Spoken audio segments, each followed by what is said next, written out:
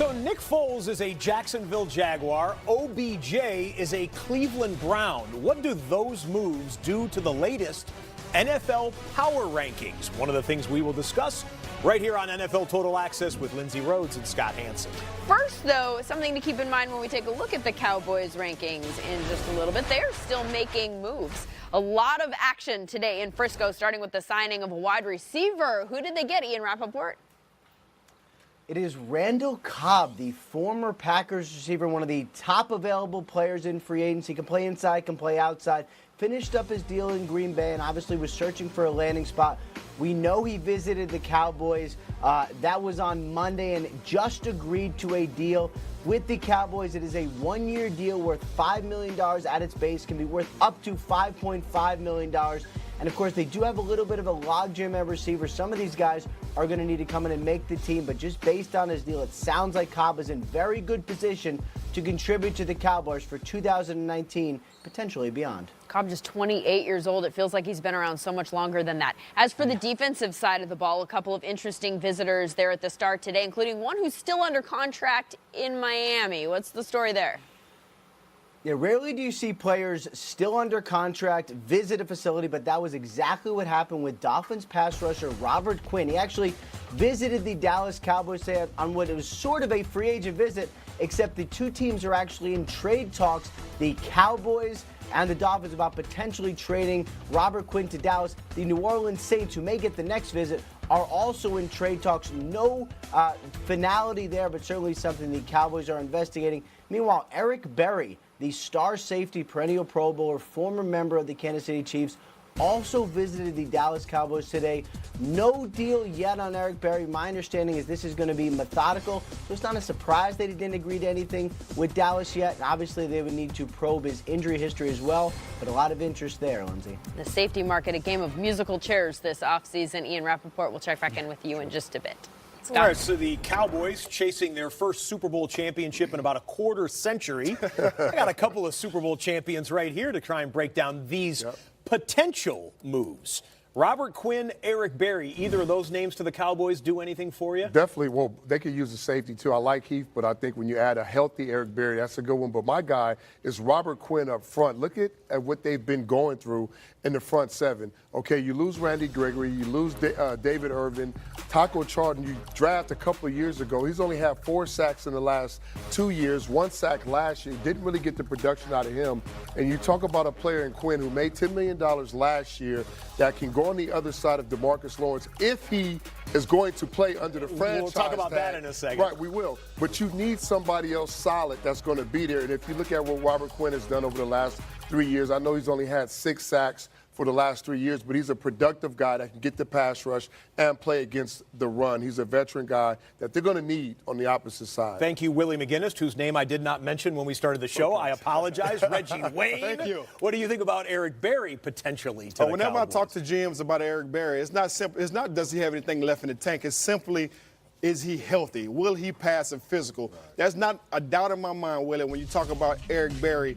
Can he go out there and still play at a high level, right? And not only that, he's a veteran. He can lead the young guys to the fight and show them exactly what to do when it comes to film study and things like that. But when you look at him, 3 games in 2 years, I think that's the big question mark with him. All right, well, those two guys would be pieces to the Hot Boys puzzle. The centerpiece, the linchpin, is the guy who's got the franchise tag slapped on him for 2 straight years here. And you just mentioned DeMarcus Lawrence.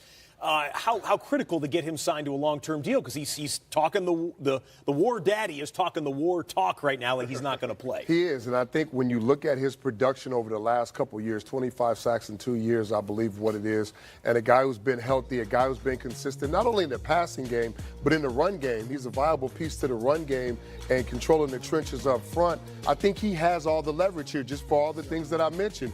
You don't have another guy on the defensive line that has his production in the last 3 years. You don't have another guy that's consistently on the field, a captain, a leader, a guy that works his butt off in the offseason, and a guy that has the production not just on the team but throughout the league. So I think when you look at where he sits right now, the number's probably around $20 million he make under franchise tag. For me, it'd be hard to walk away and sit out because I don't have a long-term deal, but deservingly a guy who deserves a long-term deal, it's got to be DeMarcus Lawrence. Well, you know what? You said everything right there, right? So I'm sitting up there looking at the front office. Why you wait till late to sign this guy? You know what he's been doing all his career there, Should've right? got ahead of the game. Get ahead of the game. If I'm a GM and I know this guy can help us in the future, I'm going to show him the money early, make it hard for him to turn it down. Now, look what his numbers is, $20 million plus for a year. Now he wants his money. You're solid on every level of the defense. You're solid at linebacker. You got a young defensive backcourt. That's really good. But you don't have the consistency up front. And that's what they've been lacking for the last few years outside of DeMarcus Lawrence. And it used to be if a guy with the franchise tag placed on him said, I'm not playing, we'd go, okay, yeah, we'll see you in training camp. But we just went through the Le'Veon Bell situation, and I don't think anyone wants to go down that road with an elite player like DeMarcus Lawrence. To be continued. And they need him, too. On that one. Absolutely. Back-to-back double-digit sack seasons. Let's go back now to Ian Rappaport, who has the latest on the situation with Robert Kraft. What did we learn about his process through the legal system today, Ian? There has been a development, Scott, this according to the Palm Beach State attorney, that Kraft and 24 other men charged with solicitation of prostitution were offered a plea deal, essentially a diversion program, something that is often offered to first-time offenders. What Kraft and the others who have not yet accepted this deal, by the way, what they would have to do is concede they are guilty, perform 100 hours of community service, a 10-day class on the dangers of prostitution, and pay $5,000 per count, and then the charges would eventually be dropped again. Robert Kraft, the Patriots owner, has not yet accepted this deal. No word yet on if he will do so. All right, meanwhile, pro days are heating up across the country. So are draft rumors. Interesting pairing today involving the team with the #1 overall pick and the guy that some people think will be the first name called from the podium late next month. Tell us what you know, Ian. Well, Scott, Alabama Pro Day was today, and a lot of people were wondering where was Steve Keim. He, of course, general manager of the Cardinals, has the #1 pick. He was not in Tuscaloosa. In fact, he was at Oklahoma visiting with and working out Kyler Murray, potentially the top quarterback, potentially the top overall pick. This was a visit we knew was going to happen, a workout we knew was going to happen. But, of course, when it does happen, when Cliff Kingsbury and Steve Keim finally get an in-person look at Kyler Murray, it is noteworthy. No word yet on what they thought or how it was, but of course they are beginning the process of doing a thorough investigation. If Kyler Murray ends up going #1 overall, it would be back-to-back #1 overall picks for the Oklahoma Sooners. We have not seen anything like that. Of course, Baker Mayfield last year. Haven't seen anything like that in the pros since the 1960s. USC had back-to-back #1 overall draft picks. O.J. Simpson being one of those. Ron Yeri, Hall of Famer, the other one. Speaking of football factories, Alabama Pro Day today, as Ian just mentioned. One measurable that stood out today, running back Josh Jacobs, maybe the best available running back in this year's draft. He ran a 4.640, not necessarily blazing out of the running back position. For a full report from Tuscaloosa, we turn it over on site. Our Kim Jones and Daniel Jeremiah with our Pro Day report presented by Lowe's. Wrapping things up here at Alabama Pro Day. Let's start on the offense, Daniel Jeremiah. Josh Jacobs, we saw him here. We didn't see him do any drills at the combine. Your takeaway? Well, he ran a 40 at 4.6 flat. That was the fastest time when you talk to the scouts here in attendance. So the 40 time was not great, but the workout was. It was an outstanding field workout for him, going through the bag drills. You saw him catch the football extremely well. Cannot overstate just how strong his hands are. The way he tracks the football and moved around was impressive. Position coaches were impressive. Scouts were impressed as well. Jonah Williams did drills here. Who knew? Yeah, we didn't know what we were going to see from Jonah Williams after everything he went through at the combine, where he did everything he needed to do there. Did some position drills here. Coach Stoutland from the Philadelphia Eagles, former Alabama offensive line coach, current Eagles offensive line coach, put him and his fellow linemen through the paces, and I thought he had a solid day. And Quinnen Williams, no drills, but still impressive. Yeah, Quinnen Williams, all he did was get his height and his weight, and that was a wrap today. And I don't know that he needed to do anything other than that. He's so impressive and dominant on tape. Had a great combine workout. To me, he is a lock as a top 5 pick. I would love to have seen the practice battles here, Quinnen Williams against Jonah Williams. Yeah, we got to get our hands on that. top 5 lock. That would put Quinnen Williams out of the Giants' reach at 6, barring a trade-up. They had dinner with him last night, so that's why I mentioned them. The Niners, on the other hand, they met with him today. They could get him. And in fact, Bucky Brooks sees that happening. He has Williams coming off the board second in his latest mock. Has Nick Bosa going third to the Jets. His pro day is tomorrow in Columbus, and it sounds like it's going to look a little like Quinnen Williams' pro day did today. The Ohio State pass rusher choosing to sit the day out and stand on his combine performance, which, if I remember correctly, didn't entirely wow you, Willie McGinnis. Why is that? Well, I mean, the drills. I mean, some of the drills in space is not what he's going to do in the NFL. He's going to be a guy that puts his hand in the dirt. He's going to play a true defensive end spot and go get the quarterback and play the run there. So when he stood him up and he did some of the space drills, he didn't really impress, which I didn't expect him to. The 40, I wasn't looking for him to go out and run a 4.5 or a 4.6. He was a 4.8, 4.7 guy like that. But just talking about being natural, being fluid in certain things, I mean, it was good. Like, I like him. I think he's a really good college player. I don't think he's the best college defensive player in the draft or even the top 3. One of the guys that should go off the board. When I watch tape and I watch certain things of his progress and his production, it wasn't against the big dog teams, and certain things I look at. I just don't look at pass rush. I look at run defense. I look at your movement. I look at what you do when you engage, how you get off. And is he a good player? Of course he is. I'm just saying there's a lot of good players in this draft, and he wouldn't be my number one overall. Is he missing an opportunity tomorrow to show you that he can do some of the things that you aren't seeing him do when you watch his tape? Absolutely not. I think it could probably only hurt him. He went out, he did exactly what he needed to do at the combine. He did every drill. He didn't run from everything. Did he look great at everything? Of course not, because like I said, that's not really his thing in space, dropping and some of the drills that you would have a hybrid defensive end / outside linebacker do that you're going to use in a certain system. So, no, I wouldn't have him go out and do more. He doesn't really need to. He has the name. They keep talking about the lineage. I'm not on that hype train. I don't go off of that. I like to judge each player by what they've done, not what their brother or their uncle or whoever else has done. So when I look at all those things, is he one of the best defensive players in the draft? Yeah. Is he the top? No. So again, Ohio State's pro day is tomorrow. It doesn't sound like we'll see him do much, though, as happens at all of these big pro days, there are interviews surrounding the day. Dinner's the night before, and we'll pass along that information about which teams he talks to as soon as we find that out. Reggie Wayne, TA analyst, Indy legend. Once a Colt, always a Colt, which is convenient for us. Because, Reg, your Colts are confusing. More cap space than any other team. $100 million burning a hole in their pockets. Devin Funchess, that's a good start. I'm ready to stretch these legs and catch some touchdowns. But why haven't they stretched their financial muscle? Why haven't they done more? The Browns couldn't have done more. Does a lot for the fan base, does a lot for their Facebook page, but what does it do for their power ranking? Plus, why history and Wheezy say that AB and OBJ are on the verge of trouble. Still to come on NFL Total Access.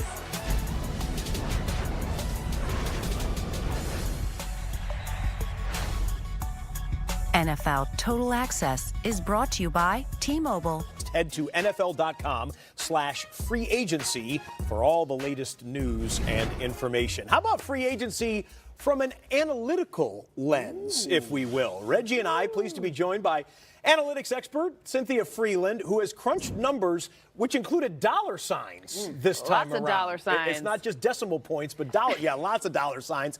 We're looking for, in your article that you can read on NFL.com right now, good fits and maybe some head scratchers. Let's accentuate the positive.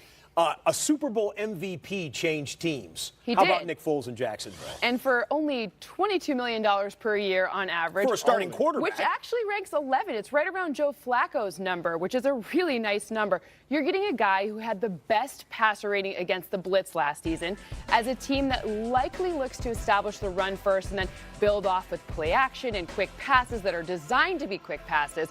This is a great fit because that is exactly what he excels at. So I asked asked some other front office executives kind of what's the benchmark for him for this price tag. Statistically speaking? Yeah. And they said probably something like 9 yards per attempt, about 25 to 30 touchdowns, and single-digit interceptions. So they would love that. They would. Those weren't the Jaguars front office people. Those were other front office executives. Reg? And you're talking about a quarterback that was probably the hottest free agency out there.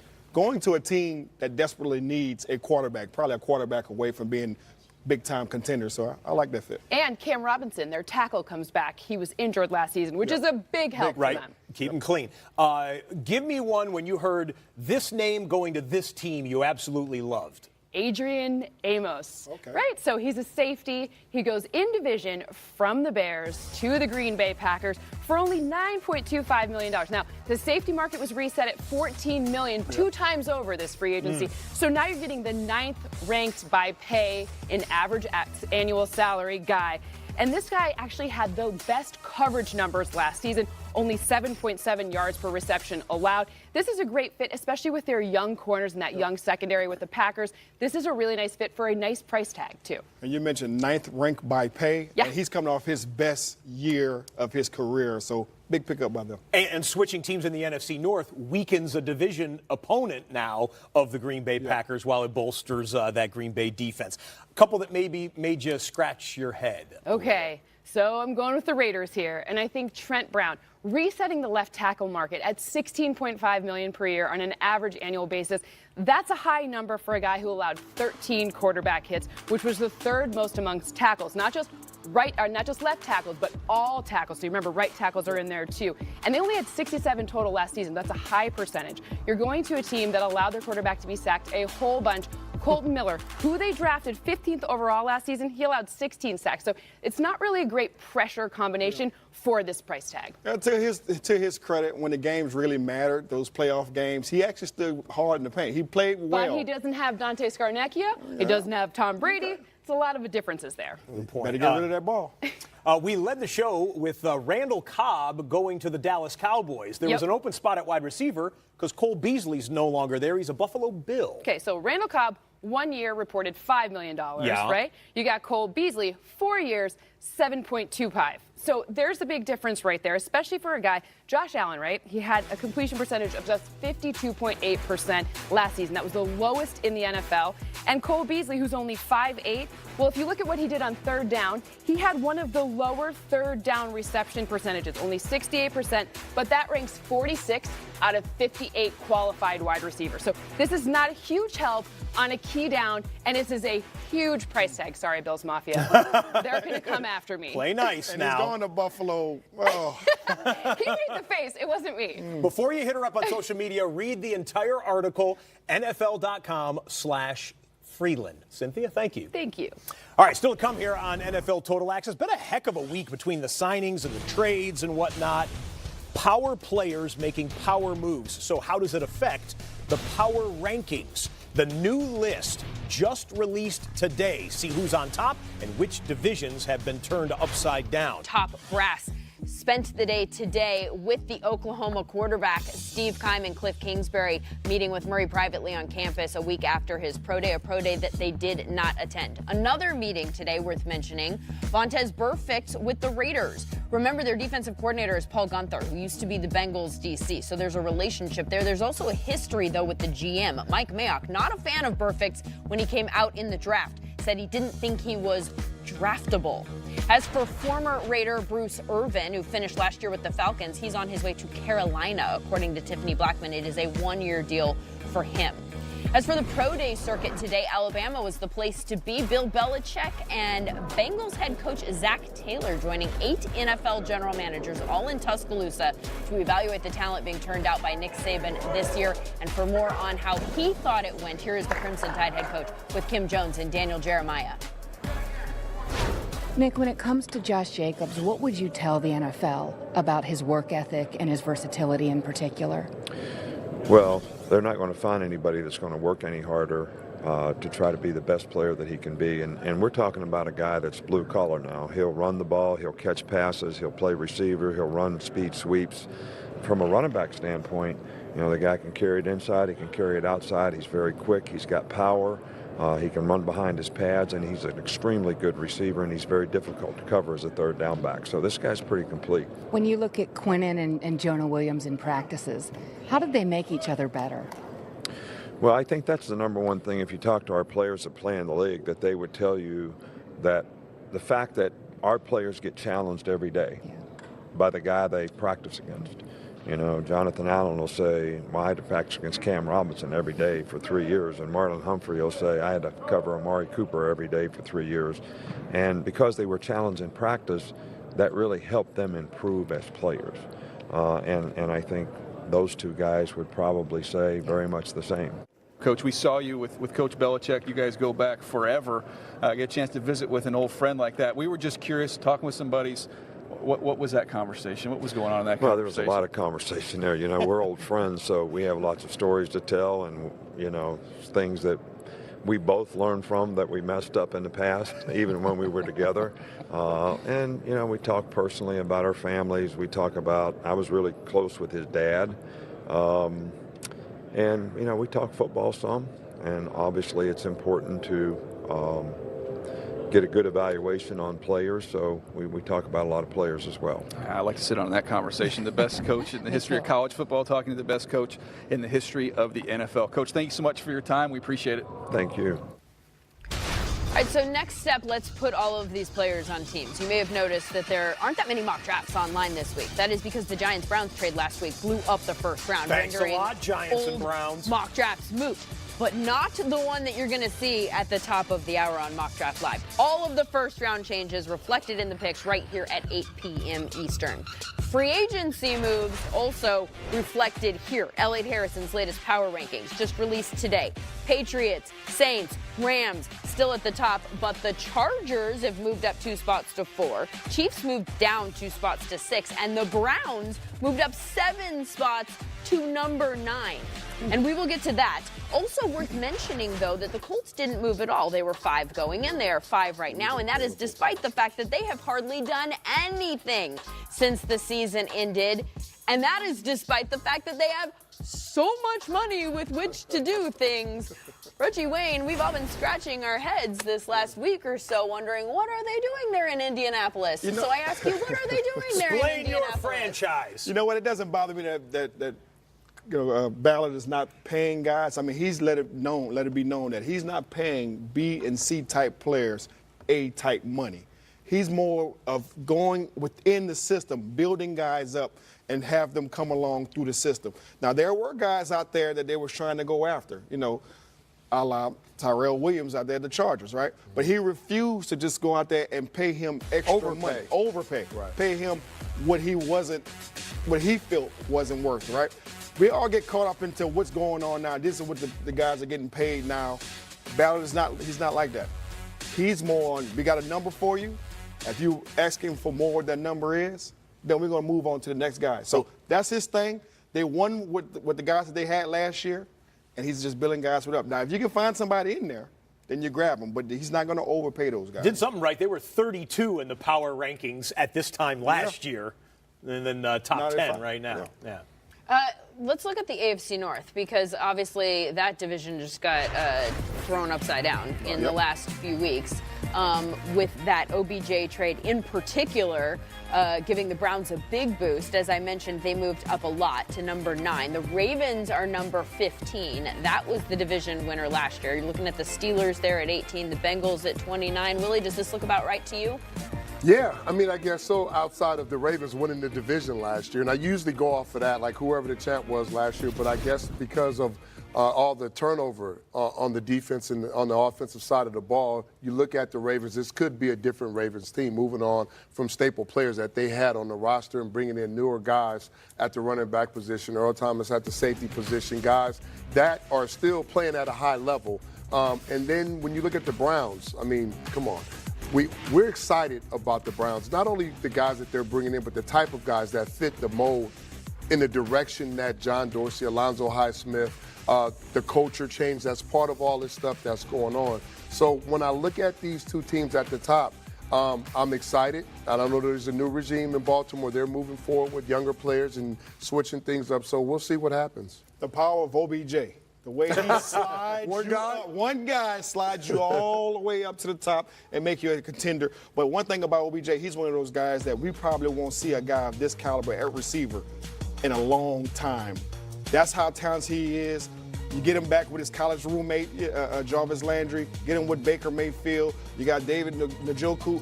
You got Chubb in the back. These guys, they're loaded. Right. But can they put it all together, Willie? We know you can have all the talent in the world, but can you put it together and go out there and play with those expectations? Going to be a fascinating watch in the AFC North. Yep. And that's when you lean on the GMs and the coaches that are making these decisions, the type of guys you're bringing in. And if you look at John Dorsey and Alonzo Highsmith's track record, it's pretty good. A little bit, yeah. Yeah, I think they know what they're doing. So. All right. One of our favorite hobby horses here at NFL Network, predicting the NFC East. Was that your drum roll? That wasn't bad. Okay, I just wanted to clarify. Elliot Harrison has it going this way. He says the Eagles are going to leapfrog the Cowboys and go back on top. This is, of course, by virtue of matching up with the power rankings here. Cowboys, Giants, Redskins. Fellas, where does Elliot have it right? Where does Elliot have it wrong? Crickets. You know what? Crickets, right? I am looking at these Philadelphia Eagles. You got to rank pretty high, right? Yeah. Now, Carson Wentz, it's your team. You don't have Nick Foles looking over your shoulder anymore. You're the guy. Can you go in there and get it done? And also, what if you hit some tough times where you have everybody in that locker room or even out there in the stadium, your fans, wondering, why did we get rid of Nick Foles, right? So there's a lot of pressure on the Philadelphia Eagles, so I'm going to see if they can hold up to that. Sounds like a vote for the Cowboys coming in here. I'm not putting you to that, but you've got the Giants and the Redskins down the bottom 5 there. Who won a division last year? Dallas Cowboys. Dallas Cowboys. But if you look at on paper as far as the talent, Eagles are up there, and I understand that they're going to try to revamp and get back, to being at the top of the division, which they were for a little while. In Dallas, you look at a young team, but didn't have a lot of traction in free agency. They didn't add a lot. They lost more than they did in free agency, pretty much because of the players that are not there now that was on the roster. So didn't add much. But I'm looking at the Washington Redskins, a tough team at the bottom. That if you put a quarterback in place and you add some pieces. Look at what they did last year. They were competitive for a long time. That's true. They were running the East. Using 3 or 4 quarterbacks with all the injuries. They were running the East. So if they can stay healthy and if they can add some pieces, this team will be competitive too. Although I think Elliott, for the first time in a long time, has got it right. You just said so many ifs. With regard to the Redskins. Because you never know. Can Case Keenum give him a spark? Yeah, I mean, which Case Keenum are we going to see? Exactly. Are they bringing in another guy? We don't understand. They said they're set with McCoy and Keenum, and I don't know. We'll see what happens. But you still need more pieces with those type of guys. For sure. So they're transcendent players and they're generational talents. And yet for all that Antonio Brown and Odell Beckham Jr. have done and for all they can do, they are about to get undone by something that Reggie Wayne knows quite a bit about. He will tell you what a move. Yes. It has been reported that OBJ might have wanted this move too. What do you think, the saying, be careful what you wish for, right? Like, what do you think are some of the challenges that they're up against this year? One thing about it, OBJ, it won't be as much on him because he has so many weapons around him. So if his numbers drop off, he can kind of get blanketed a little bit. You can say, okay, Jarvis Landry, he's a premier player. David Njoku, he's a first-round tight end. Nick Chubb in the back. Like, these guys are high-profile players, so you don't put much on OBJ. You know he's going to get his, but there's also that variable if he doesn't get the ball, how he's going to act, right? But AB, that's the biggest thing for me because when I look at AB, I know he was with Big Ben all those years, 9 years, right? And all of a sudden you had the same playbook. Now you have to go in to Oakland and kind of start all over again, and that's kind of tough for an older veteran type guy. Like I remember when Andrew Luck came with us. It took me a year and a half to get that chemistry going with Andrew. And then right when we felt like we had it going, then Bruce Arians, our offensive coordinator, he goes to Arizona. So now Pep Hamilton comes in with another playbook. And I know mentally that was draining me. He go another playbook when I had the same playbook for 11 years. So the challenge to it is being a veteran guy and still being able to go in there and sit in the classroom doing the extra after practice, before practice with your quarterback. It all looks good now. It really does. But after a while, it wears on you. You've been the expert for so many years in AB's situation. Yeah. Now you have to cram for the test, so to Exactly. speak. That's a lot more work. Nobody wants to go back in the classroom, Lindsay. Well, if there's one thing that everybody says about Antonio Brown, though, it's that he is the hardest worker out there. So maybe he's up for it. Scott? All right, let's introduce you right now to a pro prospect, Jalen Ferguson. This big fella here is an edge rusher from Louisiana Tech. He had his pro day today. Daniel Jeremiah says he's a top 50 prospect in the upcoming draft. After the workout today, Patrick Claybon caught up with him for a one-on-one. Jalen, you waited for an opportunity to show everybody what you could do. How do you feel about it? I feel like I took advantage of my opportunity today. I had a good day on the bench. I ran pretty good, and I weighed in at 270, so it turned a lot of heads right now. Yeah, we saw you down in Mobile. Was it 256? How'd you put on the weight? It's lit motivation going forward. I was expecting to go to the combine, then go to the combine.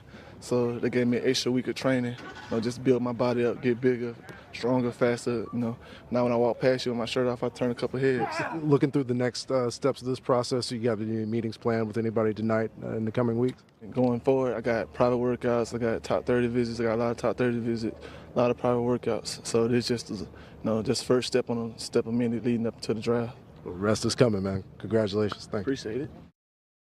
Takes one to know one. Our edge rusher, Willie McGinnis, break down what you see in Jalen Ferguson's game. First of all, he's the top 10 defensive player, pass rusher, edge rusher. This guy's a beast.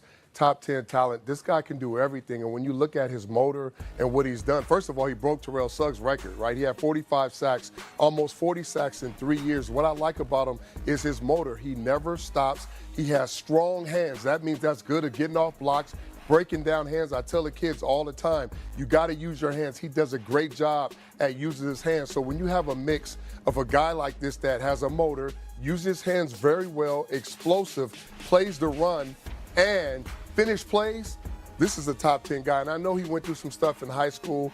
Kids make mistakes, okay? We all deserve second chances. But if you want a guy that's going to improve your roster, especially on the defensive side, and can do a lot of things, this kid is one of those kids. Yeah, he was disinvited from the combine because of an off-the-field issue, so teams will be doing their homework leading up to the late April draft. Still to come here on NFL Total Access, this guy could be the number 1 or number 2 player taken in the draft. Quinnen Williams. The comparisons to some of the best in the game. But today at Alabama Pro Day, he was in street clothes. We'll explain why and talk to him next. Talking to a scout there, standing around, encouraging some of his teammates, standing around looking at somebody taking a bench press right now. Hey, he didn't do anything today. Didn't really need to. Nope. He ripped it up at the combine. Here he is, the expected top 5 pick with Kim and DJ. We get a chance here with Kim to welcome Quinnen to the set. Quinnen, a nice, easy day for you today. What went into the decision today to stand on what you did at the combine? I had just got a finger. I had messed my finger up during the season. Had messed some ligaments in it, and so I didn't want to. I just got it fixed. And right after the combine, I didn't want to injure it anymore and things like that by getting in my stance too much and putting a lot of pressure on hitting things and different things like that. So I'm trying to get ready for OTAs and rookie minicamp and things like that after the draft. So I feel like I did a lot of things, impressive things at the combine, and I solidified myself in my position on the things that I did on the field. And I bagged up my performance at the combine with my performance on the field. So. Let's be honest, you were outstanding at the combine, and you don't need to add to that, Quinnen. When you look at this draft, it's a great draft for the defense, for the D-line. Do you think you're the best player in this draft? It's a lot of great guys in this defensive line group, like Christian Wilkinson, Dexter Lawrence, Ed Oliver, a lot of guys who got great performance, but I feel like I have a lot of stuff that's better than those guys, a lot of attributes that's better than those guys. My IQ level is higher than those guys, so I feel like I'm one of the best defensive tackles in this group. Well, it must be nice when you get to this point in the process and you can go, I'm in the books, fellas. I'm not doing anything today. You can, shorts and T-shirt. Right. Now I'm good, right? Well, you earned it. And when you look at what he did at the combine, he tore it up. But what's more impressive is what he did on tape against some of the biggest schools that he played against. So when you watch this, here's a stab, slap, rip. You can't block this man one-on-one. That's the first sign. You rarely see him get blocked one-on-one. Here it is again. You try to go one-on-one, slap, rip right up the middle. Okay, that's against the pass. Now, what about the run? Well, here's 3 guys. We couldn't do it with 1, so we'll put 3 guys on him, puts 1 guy on his seat, and then he goes in and finishes off and makes the tackle. Again, right here, a double team. Like to see him use his hands a little bit more, Scott. But guess what? He's so explosive and so powerful, he gets through the double team. And when you try to do it again, here's another double team. Watch the running back after this play. Like, man, why did y'all ask me to block this man? What are y'all thinking? I can't block this man. Explosive. You cannot block him one-on-one. He's physical at the point. You got a double team, and he still gets through the double teams. And the thing about when you talk to this kid, he loves the game of football. Oh, he's got a smile on his face the whole time, everything like that. Who does he remind you of in the pros? Well, there's 2 guys that compare him to his measurables and stuff like that is Ndamukong Suh and Sheldon Richardson. But he's the athletic guy. He's big, he's good, moving around, and he's very, very versatile. So you can move him up and down the line. Cardinals sit number 1 at the draft. Niners sit number 2 at the draft. Stop right there. That's as number far. 2. Stop right there. If you line him up next to DeForest Buckner, you just signed D Ford, move Eric Armstead outside and put this kid in the middle, now you got one of the better defensive fronts in the league. San Francisco could be the destination, if not Arizona, if they fall in love with the kid as well. Elsewhere at Alabama Pro Day, Josh Jacobs, a lot of people's top-rated running back going into the draft, had his 40-yard dash measured at 4.6. Not necessarily great, but the tape on him is good. He's a big body back, and he'll run you over. Bucky Brooks still has Josh Jacobs as his top-rated running back, along with Damian Harris, his running back teammate from Alabama, Devin Singletary, David Montgomery, and Miles Sanders, the Penn State running back, the kid who followed Saquon Barkley. Speaking of running backs in this year's crop, let's go to the guys from Path to the Draft. What's up, Total Access friends? Welcome to the Path to the Draft set here. Rhett Lewis, Lance Zierlein, Bucky Brooks, obviously coming off the Alabama Pro Day down in Tuscaloosa. Josh Jacobs is a buzzy name right now at running back, kind of been the top prospect here. But is he worthy of a top 20 pick in your mind, Bucky? No, I don't think I can go top 20 with him, and I really like him a lot as a player. But you're talking about a player who has never really distinguished himself as a high-level talent. And even though he's ranked number 1 in my running back rankings, I just don't know. There's a lot of uncertainty because he doesn't have 1,000 yards, and a lot of it we're basing it on potential, not production. And so he's talented, he's run, he's physical, but I just don't know if he's worth a top 20 pick. A couple of Oklahoma defensive backs from that college football semifinal might disagree. Yeah, what do you think? I actually would say yes, and I have him inside the top 20 in my personal rankings. I'm going to say yes because I do think that the pendulum is swinging now where the big running back who can play 3 downs is becoming more and more valuable. And I do think that he could be worthy of a top 20 pick. So I'm not saying that's going to happen, but I think from a worthiness standpoint, I'd say yeah. Would be the 5th straight year we've had a running back's name called in the first round if Josh Jacobs hears his call on April 25th in Nashville. How about the second running back off the board, Bucky? I mean, it's a wild card. I don't know, who you could pick as the second guy. But I'm going to go with Devin Singletary from FAU, Florida Atlantic University. This is a guy that's quick as a hiccup, does a great job of making people miss in the hole. And he had a lot of production throughout his time there with the Iowas. The only thing that you worry about is he doesn't necessarily have explosive long speed. I think he's better in the phone booth. Is he a guy that can be worthy of carrying the load? That is the big question that you hear when you talk to running back coaches. I'm going to go David Montgomery from Iowa State. He is a professional runner. He's got great vision, tremendous contact balance, and he just runs like a pro back. I really enjoyed watching him. So I'm going to go David Montgomery. 5 more carries this year for David Montgomery than Josh Jacobs had career touches at Alabama. Interesting contrast. Tuscaloosa today. We'll have a Pro Day report from Columbus in Ohio State. Tomorrow, Path to the Draft, 6 p.m. Eastern. Thanks, fellas. Okay, after the break, we have a football question inspired by a baseball contract. Did you hear about Mike Trout today? Away on Friday. Social blitz now and a lot of buzz about the big baseball contract that is in the news today. Mike Trout's $430 million fully guaranteed deal which has J.J. Watt rethinking his terms with the Texans, using the doppelganger defense here to try and convince them that he should get a contract like Trout's. How much they actually look like each other, we can debate at a later time. Yeah, right. We probably don't need to debate whether or not Emmanuel Sanders will be getting signed by a baseball team anytime soon, but he does have a good sense of humor. Sources: Emmanuel Sanders signs a one-year, $500 billion deal to become closer for the Rockies. This is the only evidence that he can actually pitch, but it was enough to sign the largest deal in pro sports history. I'll tell you who we haven't heard from yet that could show off a good sense of humor is like Kyler Murray, a little like double take gif with no message, no message attached. Just throw that out there. With the money bags. Money bags. All right, if there was no salary cap, if it was just open economy and everything like that, which NFL player would deserve Trout-like money? I got a lot, man. I got a handful. Of course, Brady would be there. Von Miller. I mean, I got a few guys. Aaron Rodgers. But going off of presently, the guy who just did it on the defensive side, because I know you're going to go offense probably. You know I am, buddy. Aaron Donald. Here's a guy right here that's just dominated for the last couple of years at his position. The numbers, unblockable, whatever you can think of. This guy has been the Tasmanian devil in the interior defensive line of the league. What's Aaron Donald's WAR, though? How much? No, I'm not WAR. It's a baseball. It's a silly, stupid Oh, baseball yeah. thing. Yeah, I let baseball alone after high yeah. school. Baseball analytics. Just What about you? I know, right? Way over there. I'm going, I'm gonna stick to the offensive side of the ball, and not only that, I'm sticking to the receivers. I'm going DeAndre Hopkins, right? He's gonna represent the club the right way. It doesn't matter what day, who's out there with him. He's gonna give you everything he's got. And the man ball this year. And what percentage do you guys want as agents just giving out that money there? What percent? Hey, just give me 3%, brother. 3%? That's all I need because we're going to get you all the money. Just give me 3%. I'm fair. I'm fair.